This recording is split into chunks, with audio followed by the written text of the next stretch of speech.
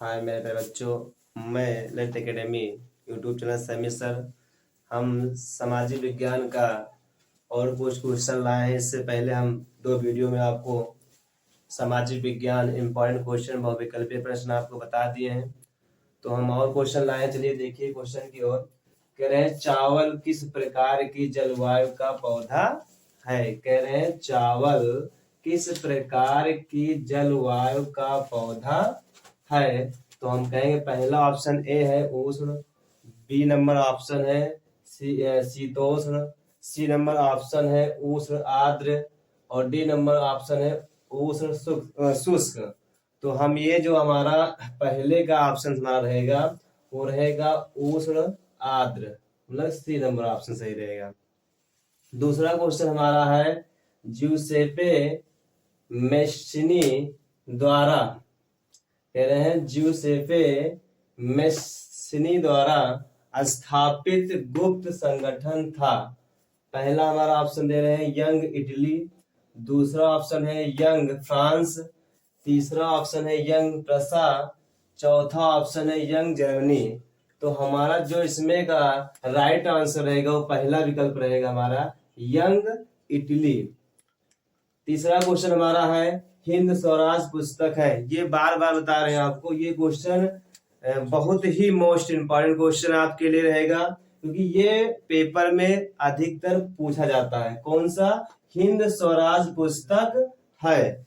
हिंद स्वराज पुस्तक है। पहला ऑप्शन है सरदार पटेल, दूसरा ऑप्शन है बाल गंगाधर तिलक, तीसरा ऑप्शन है महात्मा गांधी, चौथा ऑप्शन है सुभाष चंद्र बोस। तो इसमें का जो राइट आंसर हमारा रहेगा वो रहेगा महात्मा गांधी, तीसरा क्वेश्चन। और देखिए चौथा नंबर क्वेश्चन है हमारा जलियांवाला बाग की घटना कब हुई। कह रहे हैं जलियांवाला बाग की घटना कब हुई। पहला ऑप्शन है 8 अप्रैल 1919, दूसरा ऑप्शन है 10 अप्रैल 1999, तीसरा ऑप्शन है 13 अप्रैल 1919, चौथा ऑप्शन है 25 अप्रैल 1919। तो हमारा जो राइट आंसर रहेगा चौथे क्वेश्चन का वो तीसरा सही रहेगा 13 अप्रैल 1919। पांचवा क्वेश्चन हमारा उत्पादन का साधन है। उत्पादन का साधन है मतलब उत्पादन होता है जैसे में कोई चीज को अगर हमें खरीदना है कुछ भी करना है तो हमको आवश्यकता पड़ती क्या है। आपको चारों ऑप्शन बताया गया है पूंजी, लाभ, सेवाएं, कर।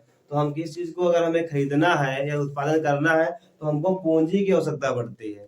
ठीक, तो हम क्या करेंगे, तो उत्पादन का साधन अगर ऑप्शन में आपको मिलेगा पूंजी तो पहला हमारा सही रहेगा पूंजी। छठा नंबर क्वेश्चन हमारा है, छठा नंबर क्वेश्चन है राष्ट्रीय उपभोक्ता अधिकार दिवस। कह रहे हैं राष्ट्रीय उपभोक्ता अधिकार दिवस कब मनाया जाता है। तो पहला ऑप्शन हमारा है 7 अप्रैल, दूसरा ऑप्शन है 22 फरवरी, तीसरा ऑप्शन है 26 नवंबर और चौथा ऑप्शन हमारा है 24 दिसंबर। तो जो हमारा छठा नंबर का राइट विकल्प सही रहेगा वो हमारा सही रहेगा 24 दिसंबर।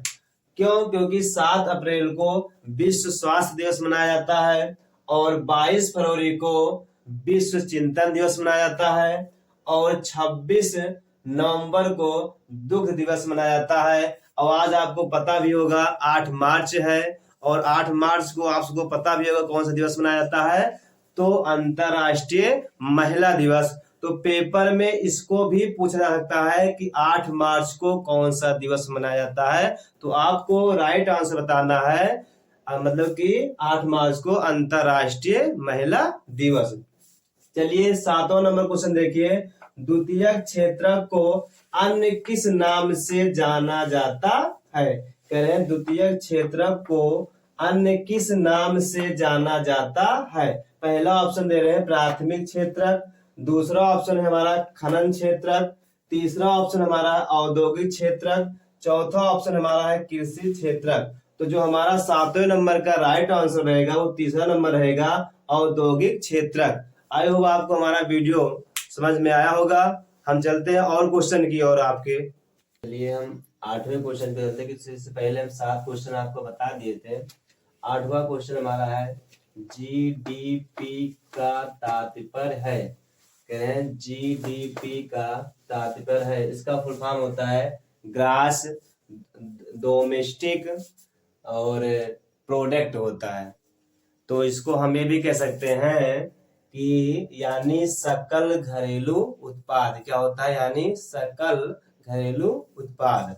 तो यही कह रहे हैं इसमें कि जीडीपी का तात्पर्य है, पहला ऑप्शन दे रहे हैं सकल घरेलू उत्पाद, ये आपका दिया ही गया ऑप्शन में, विशाल घरेलू उत्पाद, फिर कह रहे हैं सकल घरेलू उत्पाद, और चौथा नंबर है इनमें से कोई नहीं। तो आपको हमने बताया कि ग्रास डोमेस्टिक प्रोडक्ट का अर्थ ही होता है सकल घरेलू उत्पाद, यानी आठवें का जो हमारा ऑप्शन सही रहेगा, पहला सही रहेगा सकल घरेलू उत्पाद।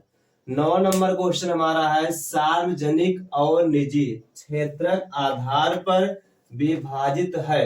ये मोस्ट इंपोर्टेंट क्वेश्चन आपके लिए है, यूपी बोर्ड में 2024 में भी पूछा गया था ये क्वेश्चन कि सार्वजनिक और निजी क्षेत्रक आधार पर विभाजित है।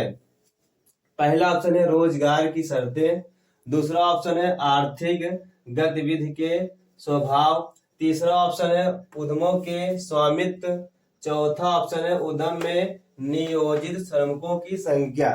तो अब देखिए इसमें जो 9 नंबर का हमारा ऑप्शन सही रहेगा वो सही रहेगा उद्यमों के स्वामित्व, मतलब तीसरा नंबर ऑप्शन हमारा सही रहेगा। 10वां नंबर क्वेश्चन हमारा है प्रति व्यक्ति आय को जाना जाता है, प्रति व्यक्ति आय को जाना जाता है, कह रहे हैं औसत आय, दूसरा ऑप्शन है राष्ट्रीय आय, तीसरा ऑप्शन है व्यक्तिगत आय, चौथा ऑप्शन है इनमें से कोई नहीं। तो जो आपका 10वें नंबर का हमारा राइट आंसर रहेगा वो पहला ऑप्शन रहेगा औसत आय। अगला देखिए 11 नंबर क्वेश्चन हमारा है निम्न में कौन विकसित देश है, कह रहे हैं निम्न में कौन विकसित देश, मतलब विकसित अधिकतर कौन किया है, कौन सा देश, वही कह रहे हैं निम्न में कौन विकसित देश है। पहला ऑप्शन है ब्राजील, दूसरा ऑप्शन है भारत, तीसरा ऑप्शन है फ्रांस, चौथा ऑप्शन है बांग्लादेश। तो इसमें का जो राइट आंसर रहेगा 11 नंबर का वो हमारा रहेगा तीसरा ऑप्शन फ्रांस है।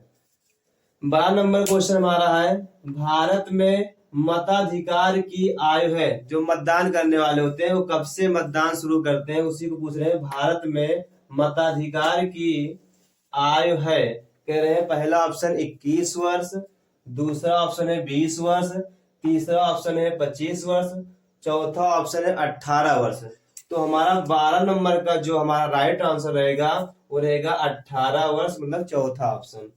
अगला है 13 नंबर क्वेश्चन हमारा लोकतांत्रिक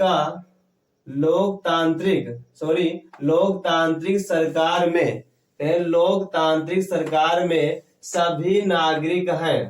पहला ऑप्शन एक समान, दूसरा ऑप्शन है अलग अलग, तीसरा ऑप्शन है अच्छे, चौथा ऑप्शन है बुरे। तो देखिए लोकतांत्रिक सरकार में जो सभी नागरिक होते हैं वो हमारा पहला नंबर ऑप्शन जो है आपका एक समान रहते हैं, तो पहला नंबर हमारा ऑप्शन सही रहेगा। 14 नंबर क्वेश्चन है बहुजन समाज पार्टी के संस्थापक, कह रहे हैं बहुजन समाज पार्टी के संस्थापक कौन है।